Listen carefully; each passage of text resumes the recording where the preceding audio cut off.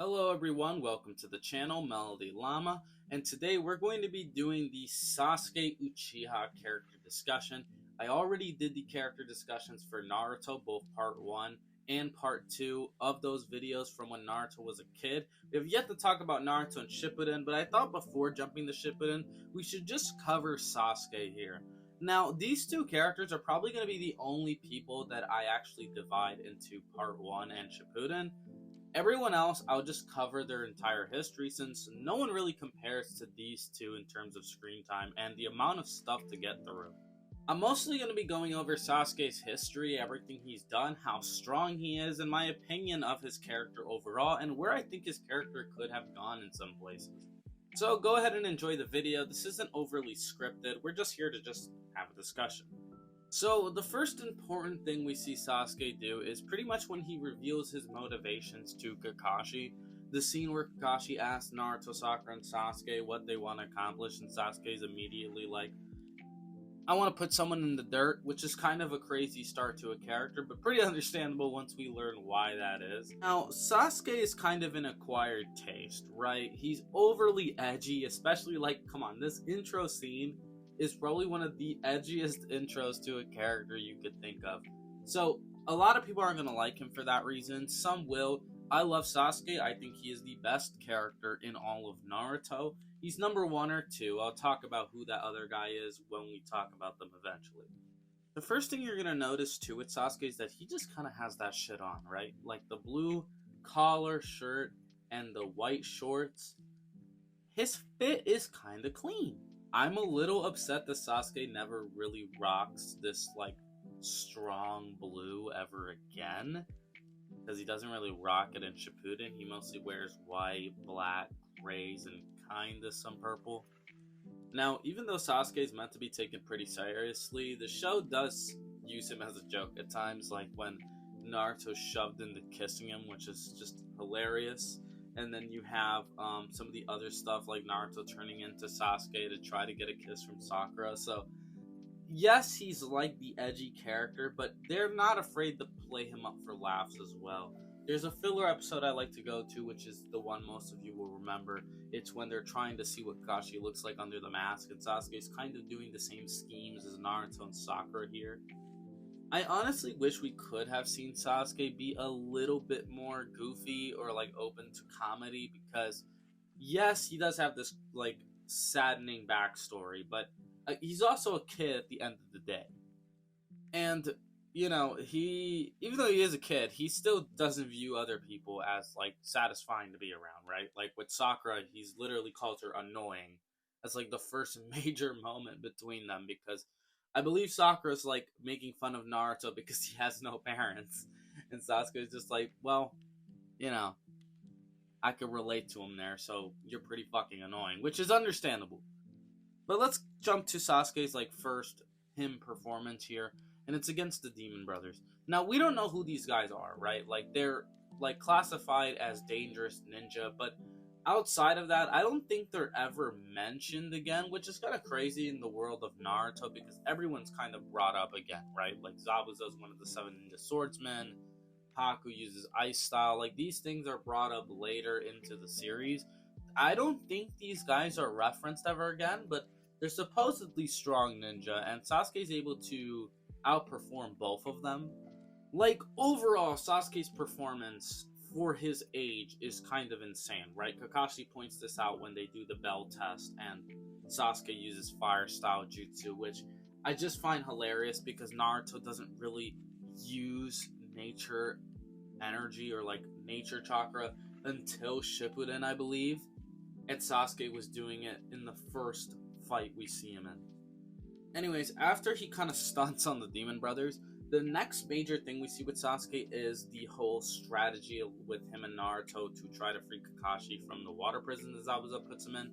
And this stuff is obviously pretty cool. I talked about this more extensively in the Naruto video, but this was a big moment because of how much hype was put on Zabuza. He's clearly that guy. Again, he got Kakashi of all people, one of their top Jonin of the Leaf, in the water prison. And Sasuke and Naruto were actually able to save him. And so Kakashi ends up defeating Zabuza, which gives them a momentary break, like a momentary pause. They take the escort back to his home, and then they start doing the tree climbing training. And I like this scene a lot. I like the dynamic here between Naruto, Sasuke, and Sakura. And unfortunately, it's like one of the only times that we get to see Naruto and Sasuke compete against each other or bond or anything like that.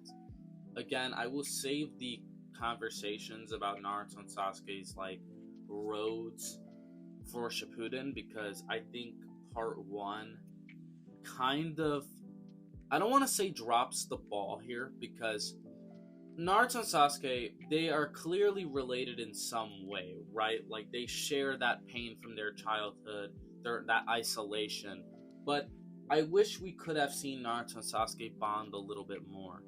Like when Naruto and Sasuke are done with their training, they show up back to the house like holding one another up, which is really cool. And I think that that's the only time you ever get any kind of idea that Sasuke values Naruto as really anything.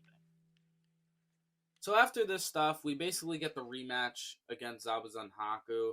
And Sasuke and Haku go at it. Sasuke actually awakens the Mangekyo Sharingan, which is really cool. It's one of the coolest abilities probably in any anime ever. I know people are going to make fun of it and be like, oh, it's a ripoff of Hunter x Hunter. We don't care, alright? It's better here. Now, it being better doesn't really change the fact that he gets his ass whooped. And Haku is extremely powerful, right? This guy is stronger than Kakashi and Zabuza. You know, ice style is ridiculous. Hell, Sasuke shoots a fire style, and you think that would work, but no, it doesn't. It doesn't melt the ice like you think it would, and Sasuke ends up getting in the way for Naruto. This is very interesting as well, because, you know, Sasuke clearly shows that he cares about them here. I don't know if I necessarily can say that it's because they're like friends. I think that's just because Sasuke at heart has what it takes to be a ninja. It's the first sign that he will always be a good guy. We'll get to that discussion in Shippuden, whether Sasuke's like a villain or not, but this was the first sign that, yeah, he got that ninja spirit in him. The next significant moment that comes for Sasuke, if you could even call it that, is the start of the Chunin exams, where he kind of has this face-off with Gaara, where Gaara's stealthy enough to basically appear without Sasuke noticing.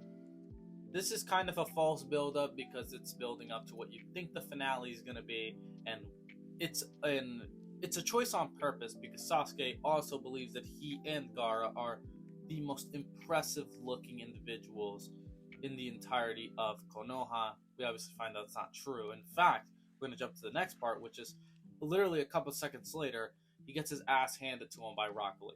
Now, this was just a humbling experience overall for Sasuke, considering the fact that I believe he believed that he was kind of the top shit in the school, yet he gets his ass handed to him by Rock Lee, who looks ridiculous.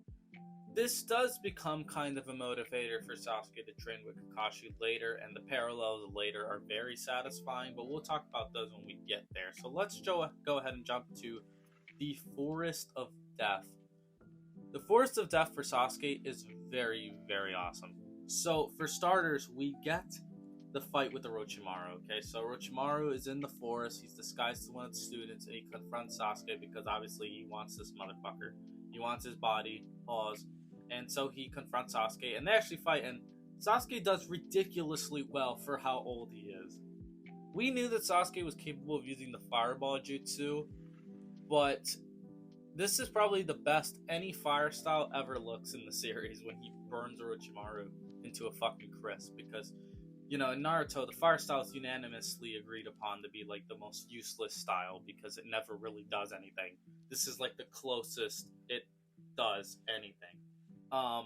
The only other time I could think of was Asuma, and that's literally because he burns himself. Before this fight, though, he's very, like, horrified to face Orochimaru. Just his sheer aura is terrifying him, and I like this a lot. It adds some layers to Sasuke's character. It isn't until Naruto snaps him out of it, or, like, is in danger, that Sasuke really, you know, locks in for the fight. And then we have the bite. After the bite that Orochimaru gives him, giving him the curse mark, Sasuke then passes out, but not for long. The sound dudes show up and they bully Sakura. Even Lee's there, and he gets kind of whooped by Dosu, which is kind of a rough L, I'm not gonna lie. But Sasuke gets up and he has these curse mark powers now, and he bullies them. He beats the absolute shit out of the three of them. Or not the three of them. Mostly Zaku. He breaks his arms. And Sakura, who was kind of dick riding Sasuke since the start of the show because of his aura, is now not appreciating the real aura he's throwing out here. I don't get it. Regardless, we get past the Forest of Death and onto the prelims, and Sasuke's opponent is a trash can. I believe the guy's name is Yoroi or something. He has the ability to drain chakra. Yeah, not that exciting. I don't really know where this guy's even come from. He's just one of Orochimaru's goons, I guess, or Kagutsu's homeboys. We don't see them ever again, and they weren't implied to be killed either, so I don't know where these guys went off to. One of them was probably that guy mega punches into a wall. That's probably one of these dudes. Anyways, to no one's surprise, Sasuke advances. I don't know if Sasuke would have advanced had he fought literally anybody else, so lucky him, he got fucking Yoroi, because, Sasuke couldn't use chakra. But then we get the training with our boy Kakashi, so screw all this, we're now moving on to the actual Chunin exams. And this is where Kakashi definitively proves that Sasuke was his favorite of the three, because taking just Sasuke and training him for the entire time is kinda wild. He trains him his own personal jutsu too, the Chidori. And Sasuke don't know how to act. He even got new drip, literally in the Chunin exams. His match with Gaara is like the most hyped one. It's like the main event. They got brochures out with this shit. And they gotta postpone it because they're like, this crowd's gonna throw a fit if they don't see the Uchiha boy throw hands. And like it's the Royal Rumble, Sasuke and Kakashi come out at number 30, the last possible second, and he comes out with the new drip to face Gaara. Gaara up to this point has walked through everybody else, and Rock Lee literally gave an arm and a leg, quite literally, to try to beat this guy, and he pretty much did a total of 0 damage. Bro just walks off that fight like it was nothing. Then Gaara remains to have so much aura that he scares both Shikamaru and Naruto, the same Naruto that just beat Neji, okay? Neji being like one of the tougher guys in the entirety of Konoha. He's shitting himself around Gaara. So needless to say, it's all eyes on your boy Sasuke. He shows up in front of the whole crowd with the new drip. Now, a lot of people love the black outfit. I think it's cool. I'm more of a fan of the blue and white. It's a little more unique. But the black is really clean. I can't lie here. But we're off. Sasuke versus Gaara. This fight is probably my favorite fight out of all of the Chunin exams. Sasuke goes crazy. His speed is awesome here. He delivers the blow that knocks Gaara shit. He literally got Gaara panicking inside the little fucking playhouse. He spilled himself. And Mike Guy, even in the stands, is like, how could you make Sasuke have so much aura? Like, Mike Guy is actually getting pissed off on the stands at Kakashi because he gave him so much aura. He couldn't believe it. Dog stole all of Rock Lee's movements too. Rock Lee's looking at him and he's like, bro, he's moving just like I used to. And then, for the cherry on top, he does the Chidori, alright? The Chidori eviscerates Gaara. He's panicking over here. So for any of y'all who want to say that Rock Lee did well against Gaara, I'm going to point to this. Sasuke makes Gaara bleed, and Gaara starts to shit himself. Not because he's losing, not because he just got hurt, but because he saw blood. Which means Rock Lee didn't get him close to that point. So Gaara starts panicking because he has never bled. He doesn't even understand how this feels. I gotta say, some straight up peak. After this, Orochimaru attacks the village. The whole ruse comes up and it's revealed that the Sand Village and the Sound Village are working together to take over the Leaf Village. And so Hiruzen is fighting Orochimaru now. And so Gaara gets the fuck up out of there because their secret weapon ain't working. He's panicking here. Sasuke got this man crying. So Sasuke still chases them though. In the filler, Sasuke runs the ones with Tamari, puts her ass to pasture. Don't even work. Now, unfortunately for Sasuke, he decided to chase Gaara because you see, as Gaara's tweaking, it doesn't just mean Gaara's tweaking. It means that Gaara's evolving. He's getting stronger. He's using more of the One Tail. He's using more of the Sand Spirit. And he looks wild. I'll save this more for the Gaara discussion because his design is just fucking amazing. But Sasuke can't fight this, alright? This is way out of Sasuke's league. Naruto then shows up and fights Gaara, basically in Sasuke's place, and Naruto's like this huge mental amp. He's using the Nine Tails chakra. He's able to summon Gamabunta, and this is pretty much the point of no return for Sasuke, right? I don't think this is the point. It's pretty darn close, but it's not the point of no return. But after the Lee loss, he's like, man, that was kind of embarrassing. I can't lose my aura ever again. Then Naruto fights Gaara, and he's like, but this is kind of wild. I can't be looking like this. And then it only gets worse after this. But yeah, Naruto succeeds in defeating Gaara, and Sasuke pretty much just has to deal with that shit. And we move on to the next arc. So the next time we see Sasuke, it's quite literally when Itachi and Kisame are about to kidnap Naruto, okay? So we talked about in the beginning of the video that Sasuke's whole point is to basically get revenge on Itachi. Itachi murked his entire family, and Sasuke's been working his entire life to get to this point. So he actually gets to fight Itachi, and my goodness. If this was negative difficulty, if this isn't negative difficulty, I don't know what to tell you. Sasuke's embarrassed here. Itachi plays with this man, tells him that he's not mad enough. His anger is trash. So he spent his entire life mad at him, trying to get to him, only to be told that you're just not trying hard enough. There's just no way you can be, because you're buns. And so Itachi puts this man in the hospital, makes him relive his parents getting murked again. And this was pretty much it for Buddy. He knew after that Kakashi training, it wasn't going to get me nowhere. I couldn't beat Gaara and I couldn't beat Itachi. That motherfucker Kakashi is not teaching me a damn thing. So, I don't know if it's days or weeks pass of Naruto dealing with the whole Tsunade Orochimaru thing, but he goes back to the Leaf Village. Because keep in mind, this fight with Itachi happened outside the village. Sasuke's taken all the way back to the Leaf Village to recover. And once Sasuke gets up from his little coma, Naruto's sitting by him, right? And Sasuke's immediately on demon time. He's like, alright Naruto, let's scrap. 1v1. I don't know, he kind of does this because he's trying to like regain his confidence, and it doesn't really work. So they fight in the rooftop, Naruto and Sasuke, and Sasuke does pretty well, you know? He's kind of stunting on him. It isn't until the Rasengan Chidori clash where, you know, Sasuke figures out that he's not him. Okay, there's this big crater in the back of the water tower, and it's revealed that the Rasengan is way stronger than the Chidori would have been. Sasuke would have likely been cooked here, so Kakashi stopped that from happening. Then Kakashi grabs Sasuke, he ties him up, and he's talking to him about why he shouldn't chase revenge. And I think that this is an underrated scene. It's one of my favorite scenes between Kakashi and Sasuke. In fact, I think it's my favorite scene, like one of my top 3 favorite scenes that Kakashi ever has. It's when he's telling Sasuke about the path of revenge and why it's not worth it. And then Sasuke tells him, I'm gonna murk everyone you love. And Kakashi tells him, well, you're a little too late.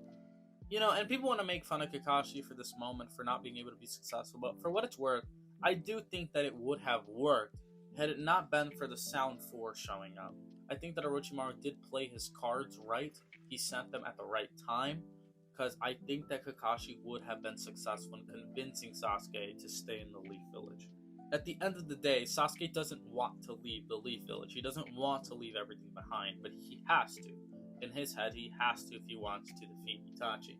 And in an interesting way, he kind of does. I want to think about a hypothetical if Sasuke stayed in the village. I don't know or think that it would have led to a successful outcome. Sasuke was not learning much. He did learn the Chidori, but Kakashi never teaches Naruto anything all that significant. When we get to the Rasen Shuriken, it's mostly Yamato, and because of Naruto's ability to use a Shadow Clone, that he could even learn the Jutsu. And then people say like, oh, but what if Jiraiya taught Naruto and Sasuke? What the fuck did Jiraiya teach Naruto besides giant Rasengan? Really nothing.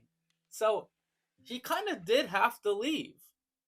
And granted, that's not Kakashi's argument. Kakashi's not saying, if you stay here, you'll be able to get your revenge. He pretty much says to give up on revenge altogether. So, I don't know if it was ever going to work long term, because maybe Sasuke would have stayed in the village and just kept seeing that it's not working. I don't know how it would have gone, but it would have been interesting. I also kind of want to sidetrack to something else that I find interesting, or kind of unfortunately not interesting, and that's Anko as a character. Anko is pretty much Orochimaru's former student, so you'd think that she'd have some kind of relationship with Sasuke. I was thinking like a mentor or a teacher or someone that Sasuke can go to for training, if not Orochimaru. I think that that would have been a possible solution instead of going to Orochimaru. Anko's power is kind of unknown, right? We don't know her upper limits. We don't really see her fight much, really. But from what we know, she's Orochimaru's student. That has to account for something considering how strong Kabuto is. But unfortunately, Anko isn't really used for anything, so we can't really talk about that much. But yeah, the Sound 4 pull up on Sasuke and beat his ass and offer him to join them. This is pretty one-sided. Sasuke does decent against one of them, but then they all just completely wipe him, and they reveal that they have transformations as well. So yeah, Sasuke's fried here. And yeah, he then prepares to leave the village. He actually confronts Sakura, or Sakura confronts him, and they say their goodbye. This is a cute moment, although I don't know how much Sasuke really cares about Sakura. Probably not much. I think when we talk about Naruto, I do think that Sasuke is my favorite character, but I think the weaker aspect of all of Naruto, in my opinion, is the relationship between Naruto, Sasuke, and Sakura. I don't think that Part 1 did a good enough job to make us believe that Sasuke values Naruto and Sakura all that much. Pretty much up to this point, Sakura is just fawned over him and begged for help. And in return, she's got unconditional glazing, or he's got unconditional glazing from Sakura. So, he says thank you, which I guess is for being nice to him, or for being there at all, I guess. I have to ask, for someone not as naive as Naruto, for the random person, is Sasuke worth the hassle? I would guess not. We then talk about Tsunade's decision making here. Who the fuck thought it was a good idea to let these kids go? Right? Like, sending them on this mission is crazy. Tsunade, that is just a dumbass choice. They all could have died. And they all came very close to dying, if not for the Sand Ninja showing up. But yeah, I guess we'll talk about the overall viewpoint on Sasuke and whether he was worth saving by the end of Shippuden. But for now, let's continue. Pretty much we don't see Sasuke until the final battle, where he reveals the curse mark design, and the curse mark design I think is an A+. I know it looks a little odd, I know it looks mermaid-like, but all of them do look a little strange. All these Sound 4 transformations look kind of crazy. The hair is awesome. The hand wings I think are just a badass touch. It is very mermaid-like, don't get me wrong, but I don't know, I love it. The tat on the face, the eyes, yeah. This is a great design in my opinion. Very vampire-esque. And yeah, we have their final battle, and their final battle is a top 5 Naruto fight. Of course it is. It's their second battle in Shippuden. But this fight right here is really great. Sasuke and Naruto go back at it, go back and forth about their ideologies, and I talk about this more in the Naruto video, where Naruto just doesn't understand Sasuke, and that's why he loses. But as far as Sasuke goes, his will to leave is ironclad at this point. There's nothing going to bring this guy back. And so Sasuke gets the victory here. And the Onyx Chidori looks sick, by the way. I just want to throw that out. But Sasuke gets the victory here, and he bounces. He leaves. He goes to Orochimaru, which is a crazy way to end the series. A very, very risky way to end the series. A very cool way to end the series. It's kind of a big deal for your main character to lose at the end like this. And Sasuke actually just turns into a villain. You know, he's probably, like, by this point, a fan favorite, the second favorite, and he just turns into a bad guy, which is just, I think, ballsy, and I think awesome. I think Sasuke overall is very exceptional in Part 1. He's a very great character. He's a very complex character. You understand his motivations very simply. You understand why he's doing what he has to do, and you understand that there is human sides to him, such as fear, such as doubt. Like when Kakashi talks to him about staying, you can see that he's almost about to. I think everything about Sasuke works in Part 1. Do I wish that his relationship with Naruto and Sakura was stronger? Of course. But I think that's a flaw more on the group and not as them as individuals per se. We'll talk about Sasuke and Shippuden another time, but yeah, that'll do it for the Shinobi discussion of Sasuke Uchiha in Part 1. Again, thank you guys so much for watching. Let me know who you guys want me to talk about next. I will be talking about Sasuke Shippuden. Do you guys want me to go straight to Sakura or Kakashi? Or just fuck it, just go to somebody else? Let me know down below. Thank you guys so much for watching. Like, comment, subscribe, the usual stuff, and share the videos so we can grow this channel. Thank you guys so much for getting me past 500 subs. I appreciate y'all. Again, thank you guys so much for watching, and I'm out. Bye.